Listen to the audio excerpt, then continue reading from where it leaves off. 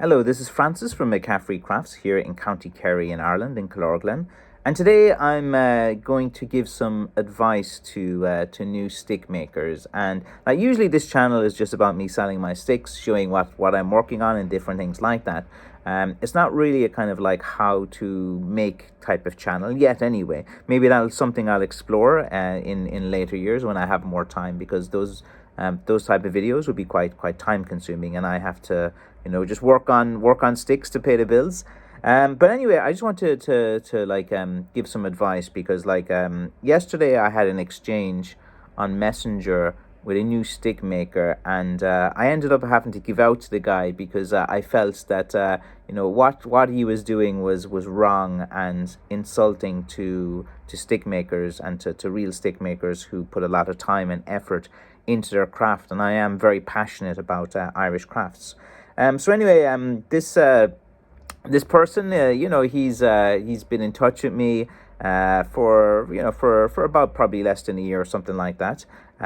He sends me pictures of what he's making. He asks quite a lot of questions and different things like that. And I thought that he had he probably has watched 400 or 500 of my videos on my channel. He's gone through a lot of things as well. And one of the most important lessons that I have said about stick making is patience. You have to remain patient. You have to take your time to have a quality product. When you cut blackthorn, it takes 2, possibly 3, even longer, many years to season the wood. Now, to season the wood, what this means is that when you get a piece of blackthorn and you cut it, it's considered like green wood because it still has the sap in it. There's still green in the bark. The wood itself is still full of sap, and it's kind of like a wet substance throughout the piece of wood. And then because blackthorn is a dense wood with a very tight wood grain, it takes quite a long time to season the wood. This is the main difficulty when people want to get into blackthorn making and shillelagh making and things like that, because you have to cut the wood, then you have to wait 2, possibly 3, even 4 years if you have quite a thick handle on it as well. And a lot of these guys over the years, they want to cut corners. They think they know better. They get overconfident, and it's completely the wrong thing to do. And this guy yesterday, he was really, he'd been contacting me a good bit. He'd been saying I should be doing this, I should be doing that, I should be doing this. He's been selling all over Facebook as well, and he's doing it the wrong way.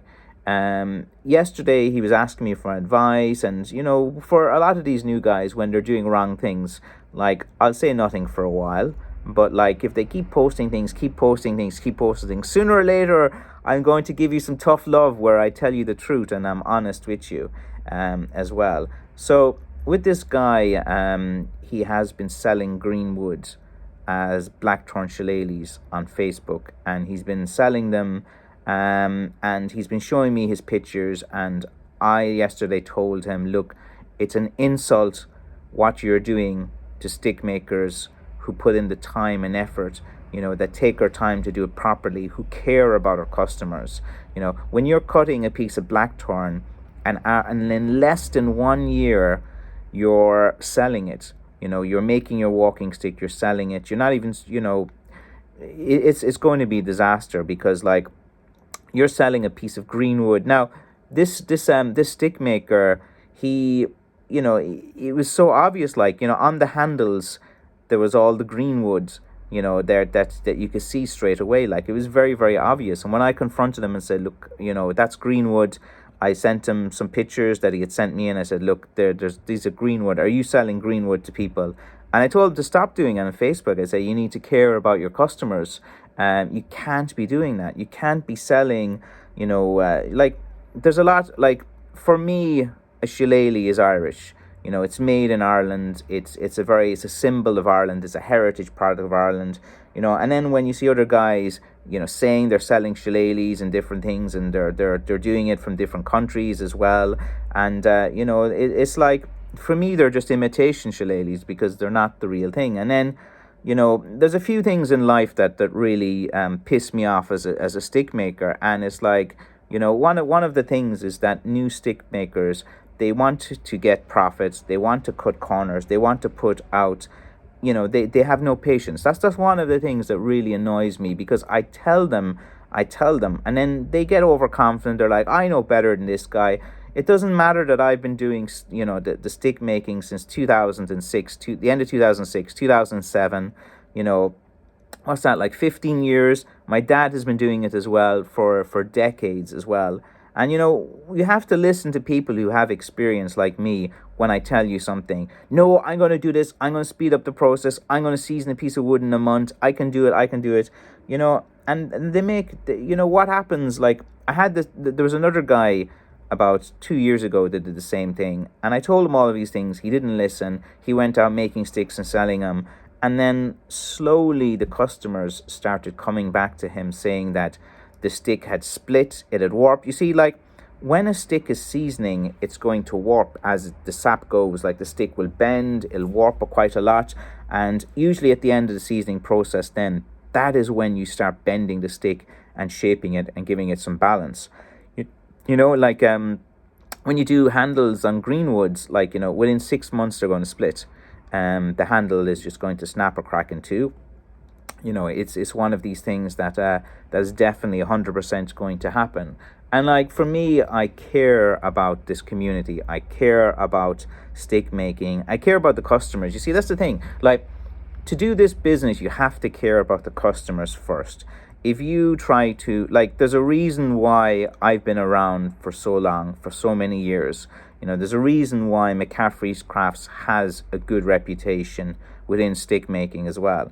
Is because I care about the customer. I get the shipping out as quickly as possible. I listen to what they're doing, and I try to make sticks for what the customers want. So do not sell green wood. Do not cut corners. It will come back and smack you in the ass.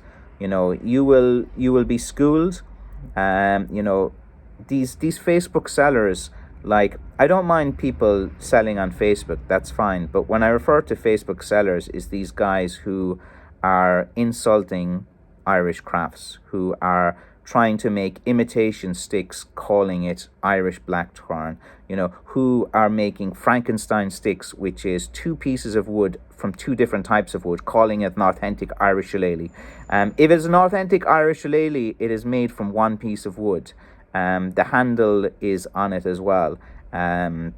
It's made from blackthorn. You can't call it an authentic Irish blackthorn shillelagh when the handle is made from beechwood and it's wood turned, and you use a wood dowel and attach it. You paint black up really high into the handle and you call it an authentic Irish walking stick. No, it's a lovely imitation stick, And you can't have sticks that, like, a lot of sticks were made in Ukraine and they were shipped over. There's a lot of sticks made in different countries and they call it, like, Irish blackthorn as well.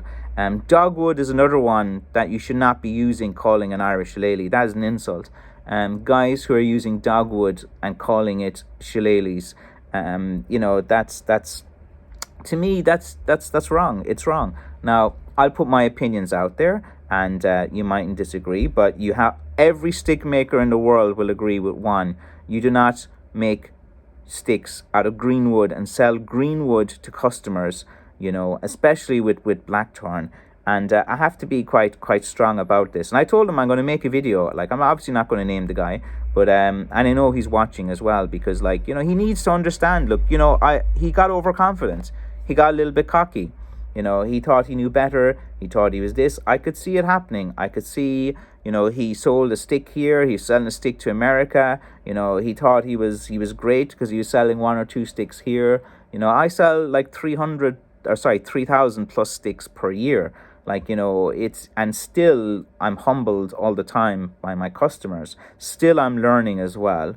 You have to care about your customers. Do not sell greenwood blackthorn to customers, okay? That is something that I'm going to stress. Have patience. If you want to be a blackthorn stick maker, okay, then what you need to do is cut the wood yourself. You need to season it, or you can get the wood from someone, whatever. But you do have to season and wait and be patient. Now, whenever I see a new guy coming, and posting the first pictures that he's ever cut of blackthorn. It's so easy to find out. Like, if you see a new stick maker on Facebook, just go to the groups and scroll down, and you'll see when they first started posting and cutting blackthorn. And then what they do is they say, oh, they've had this collection for 3 or 4 years. When you can scroll back and see 6 months ago, they post a picture of the very first walking stick they ever cut, and it's like, these the sellers on Facebook are usually like, there's some good guys that do sell on Facebook, but the majority of the guys that are selling authentic Irish blackthorn, it's not, in my opinion. There's very few guys really doing it because it's hard work. Everyone wants to cheat. Everyone wants to cut corners. Okay, if you're cutting a piece of blackthorn and selling it after a year, you're cheating. You're cutting corners. And again, look, with the guy that I'm talking to, this is just some tough love. Look, there's no point me saying, oh, it's okay, sure, he's just trying to do this and that. No, he just cares about money. Okay, he just wants to sell. That's his main goal on this as well. Now, if you want to make money doing blackthorn, you wait, you patient, you build up your collection, you cut for a few years, you register a business, because if you start selling, people will report you for taxes and tax fraud. This has happened to me when I first started out. I was selling some sticks in the market. And, luckily I hadn't sold enough, but people were reporting me straight away. That's the culture we live in. We live in this type of culture where people will, put you down with different things. So I will constantly tell people how to go about it right. I've given you the information. It's very, very simple to be a stick maker. It's a lot of hard work, and it's a few years to set up. And if you do it right, you can have a living from it. It's a living for a one-person type of job. It's a very hard business to scale, because when you take on some more people, it cuts into your margins. Like, there's just enough to have a living if you do everything yourself. If you cut the wood, you do the marketing, you do the packing, and you keep your costs down, you can have a very nice living off this. Now, for me, it would be great if I could hire 2 or 3 more people. It would make life easier, but then I wouldn't be able to have a living from it. You see, like with stick making, to have like a living, you need, to do most things yourself. You need to be patient. You need to care about your customers. Like, we live in an online world where when people are not happy, they're going to post things. They're going to go do different things. Now, if you're starting out and then you're posting a lot of greenwood and fake shillelaghs and stuff, sooner or later a guy like me will come along and who knows a lot about this and say, look, that's nonsense. That's not a shillelagh. That's it. And I've done that on Facebook many times. I've been banned from groups for guys who are trying to profit from Irish heritage, to profit from Irish culture.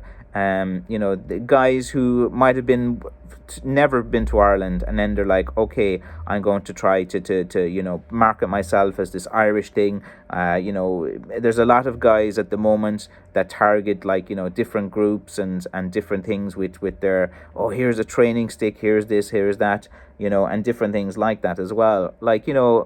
Again, people want to put there's profit before people, and you have to do it the other way around. I'm successful in business. I can say that I've been successful for a number of years. I've paid my taxes, I pay my accountant each year, and it's because of the approach that I have. It's it's all about the customer in this business. If you focus all your intention on making as much profit as possible, I'll give you an example. During the pandemic, I kept my sticks between 100, 120 euro, something like that.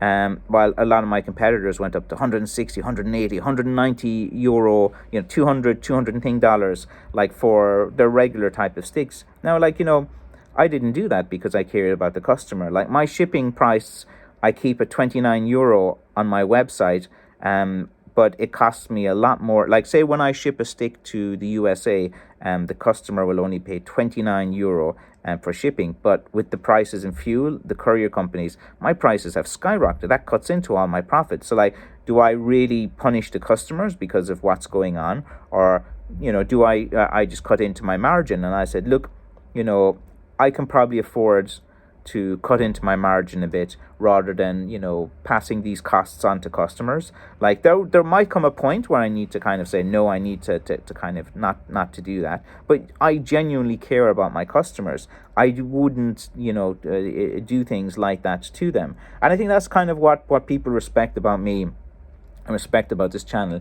If you watch my live streams, I'm pretty honest and open, and will give all of these different things. But it's just like, maybe I shouldn't care about these things. Maybe I should just be like, whatever.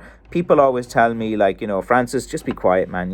There's just like, I remember before when I was saying on Facebook, guys who, there's guys that will be start selling, and then they might get a little community and start selling heavily and stuff. And then I just kind of say, look, they need to do this the proper way. They need to get registered. You're going to have to put into VAT and different things as well. And like, people get uproar and different things as well. And I don't know, it's just not right. There's a load of things that kind of like annoy me about, people who cut corners, people who won't put in the work. Like, to be like a stick maker, you must, put in your 10,000 hours to be a master stick maker. I can call myself a master stick maker more than anyone else because I've been around. Like, the first mentions of me online were probably in 2011, 2012 in various blogs. On eBay, my account was set up in 2007, I think, and I've been going around to the markets, to anyone who've been into the stole markets or the craft fairs. I've been to the showcase. I've gone to the Birmingham Spring Fair as well. Like I've been doing this for some time. I've put in the effort, the hard work, the blood, sweat, and tears. Then you see these guys come along, and I suppose it's like any profession. Like, like if you were, an electrician with 10, 20 years, and someone came in and put in substandard wires and were kind of like, charging more and weren't using the proper materials, or there's going to be issues, of course you'd feel the same way and passionate about that. And I felt I needed to put out this video to kind of, give you guys that advice as well. And like, my intention with this is not to be annoying, not to be difficult, not to be naming or shaming anyone, but it's just to kind of put out that narrative that be patient, don't cut corners, don't sell green wood, after less than a year. Care about your customer more, because if you start caring about your customer and focus your business on your customer more than trying to milk them for as much as you can, you have a sustainable long-term business. That's why I've been in business for so long and will be for many years. Like, this YouTube channel will be,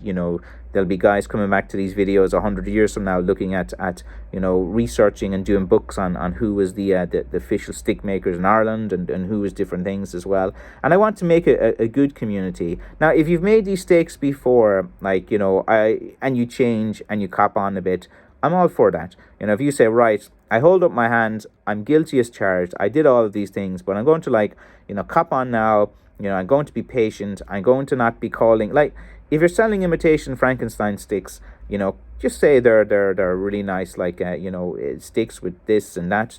Don't be disingenuous to customers who think they're, investing in Irish crafts when you're doing that as well. And hopefully this video will kind of resonance with someone. It's just a bit of a kind of rant video, and it's 18 minutes in now, so I'm probably just repeating myself for the whole time. Anyway, if you've made it to the end of 18 minutes, thanks. I'll probably be taking next week off because I have to take my daughter to Glasgow, and then I have to go to Birmingham as well. So like from next Tuesday. So if you get any orders in before like a Sunday night, I can get them all out on Monday, and then from Tuesday until the following Monday I'm going to be busy as well. But I'll post some more videos about my schedule next week. But thanks for watching anyway, and goodbye.